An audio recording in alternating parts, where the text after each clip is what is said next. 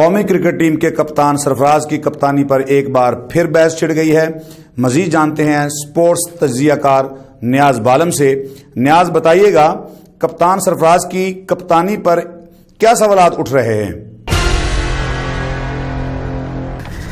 جی شمس، Sialkoti Monday اور عالمی cricket میں رنز بنانے کی مشین کہلانے والے ایشین بریڈ مین ظہیر عباس نے بھی سرفراز احمد کی کپتانی پر لبکشائی کر ڈالی ہے۔